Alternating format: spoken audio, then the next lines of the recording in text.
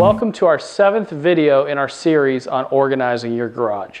We're getting very close to wrapping up this massive project, and today I need to install slat walls, and I'm going to do so on this wall here as well as that wall behind the camera. Today I'll be installing the StoreWall heavy-duty slat walls, and there are two ways that you can install these.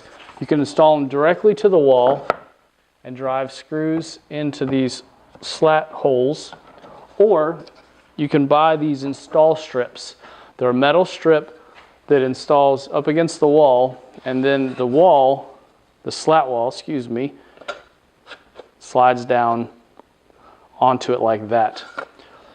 Now, if you have the regular store wall, not the heavy duty, your only option is to fasten that directly to the wall. You're unable to use these strips. Now, I like these strips because it makes it easier. I can line everything up. I can do a lot of work by myself without needing an assistant to do it. The only downside is that once the slat walls get attached, there's a little bit of play, meaning the slat wall moves just a little bit away from the wall. And you'll see there's about a 1/16 of an inch that'll be off of the wall. But once you start loading everything down, that gets pretty snug and it's not really an issue. You're going to need 7 install strips for every 8-foot length of slat wall, or 4 of them for a 4-foot length of slat wall. Now ideally you want one of these strips on the end of each piece of slat wall, and you also want them where any seams are, where 2 pieces of slat wall come together. Now that's not always doable because we want all of these to be installed on studs, and we don't want to necessarily chop up all of our slat walls just to make them fit along these install strips. So you have a couple of options. One, you can just avoid it altogether. If, let's say, the worst case scenario, you've got 2 16-inch studs and a seam fits here. Well, that's not so bad. And in fact, that's probably not the worst case scenario. Worst case scenario is you got a seam right here. In that case, you may want to install a second one here using some sort of anchor just to provide a little bit of grab. Start by marking the location of the top or the bottom of where you want your slat wall to be installed. I'm not covering the entire wall with slat wall. I'm just doing a couple of strips across the length of the wall. So I'm going to mark it at the top using this level because I want it to be even with the top of this cabinet. Now, rather than marking this with a pen or a pencil, I'm just going to use my self-centering bit to create these little marking holes. I'll then come back and drill pilot holes. Now it's important to use the torpedo level here because we want to make sure that each of these is plumb. So not only do they need to be level across the top, but they each need to be plumb because we want every strip to be carrying some portion of the weight of what's installed on the slat walls. Now what I do is I start with just 2. I use the top hole and the middle hole to securely fasten each strip. And I do that for every single one of them. And the reason being is because I want to save a little bit of time. So if I just do 2 screws and I attach it snugly, I can then come back with one drill with the self-centering bit, and I can do the other 3 holes across all my strips. Then I can grab my other drill or change out my bit, drill all the pilot holes, and then I can take my driver and drive the rest of the holes. Now I'm only installing 1 row of slat wall up here and another one down here. I'm not installing them from floor to ceiling.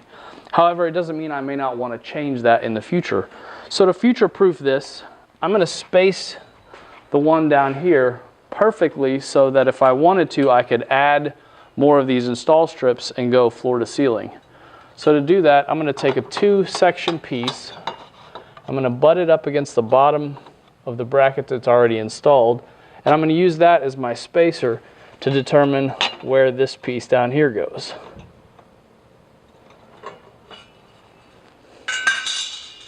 With the install strips done, now I can hang the panels. I can actually do this solo since the strips make this so easy, but you may find it helpful to grab an assistant to give you a hand.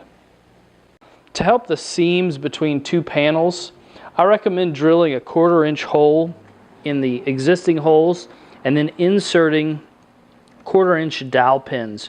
So you'll want to take a 1/4 inch bit, mark the depth to be half of the dowel pin length, drill out each hole. There'll be 5 of them for each panel, and you'll only need to do it on the end where it's meeting up with another panel.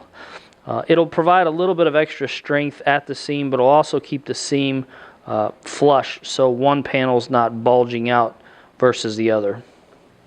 After you have the dowels installed, you can then tap the end of the panels with a mallet and a block of wood to close the seams.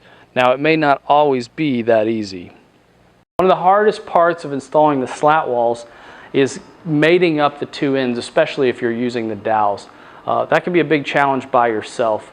Unfortunately, the video stopped when I successfully got these two panels together, but what I basically did is I made it so the two seams butted up against each other, but the dowels were not in the holes yet. And then I lifted up the two panels, aligned the bottom dowel in the hole, and then I slowly lowered the panels so each dowel sort of fell into place, kind of like what you see me doing here. Now, you'll inevitably hit a case where you're going to have to cut one of these panels to get it to the size that you need. Cutting these is quite simple. You will need a straight edge and a circular saw to do this. For the blade on the circular saw, you're going to need a finishing blade, and that's going to be a blade with a very high tooth count, something that's designed for, let's say, plywood. You could also get a blade that is designed for composite decking material. I find those work quite well. I want to share one last tip with you. More than likely, somewhere you're going to end up with an exposed edge such as this, and you're probably not going to want to look at that. Well, they do make these L trim corner pieces that you can use. You cut it to the length that you want, and then you can attach it with an adhesive.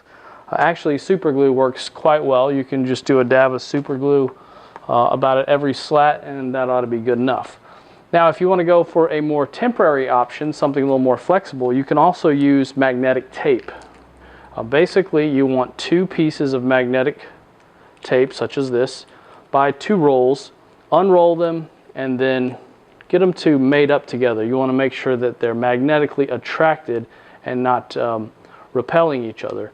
And then once you have your double piece like this, you can apply it to the inside of the L piece. And then to install it, we just take off this second piece of backing.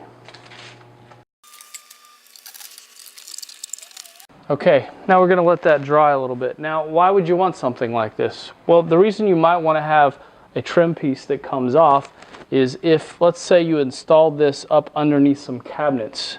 You can't exactly get a hanger in the top slat because of the cabinets being in the way. Well, this way, if you take this off, yep, now it's dried, you can slide it in there from the side. There you have it. Once the slat walls are finished, it's time to install the brackets, the shelves, the hooks, or whatever other hangers you've chosen for your garage. This is actually the fun part because you can experiment with different layouts to see what works for you, and you can compare it against your organization plan to see if you like what you had originally intended. Well, that concludes our video on how to install the slat wall. That means we're just about done with this project. So I have one more video left in this series, and I hope you'll join me there. I'm Chris with Toolbox DIY. Thanks for watching.